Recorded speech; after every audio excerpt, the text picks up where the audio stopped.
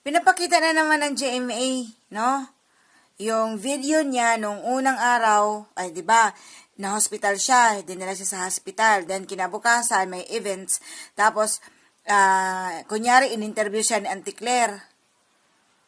Tapos ginawa na naman nila ngayon, ipinalabas na naman nila ngayon dahil nga may diagnose na may ano na talaga yung doktor na kailangan sang i-surgery, ganito ganyan, dahil malala na yung sakit niya. Lahat ng tao excited na mawala si Bongbong Marcos. So itong GMA talaga na itong prostitute na to, sa totoo lang, mga bayaran, hindi talaga sila titigil na gumawa ng talagang ilalabas talaga nila na gusto talaga nilang ipapakita sa atin na okay si Bongbong Marcos. Tapos pinaulit na naman nila ito. 'Di ba?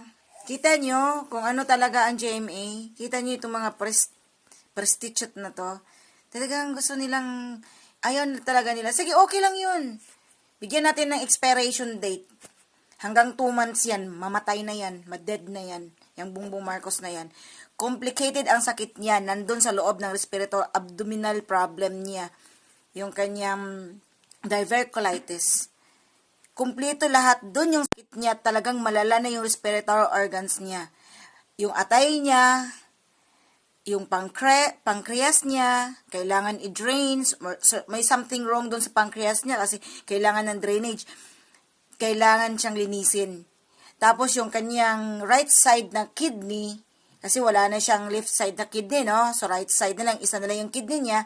Yung right side na kidney niya, may cyst pa. So may sakit pa rin, kailangan tanggalin yun.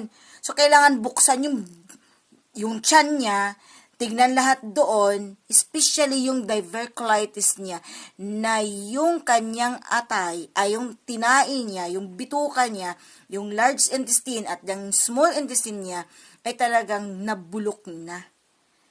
Dahil sinabi doon sa doktor, doon sa pinalabas na medical report niya, na yung bituka niya may nag-leak. Hindi yun leak, guys. Malala yun, as in malala. Bulok na yung bituka niya. Yung large intestine niya at yung small intestine niya, nagkaganyan yun dun. Kaya yun, nagkaroon ng leak. Nabulok. Ganun. 2 months lang yan, guys. Mamatay na yan.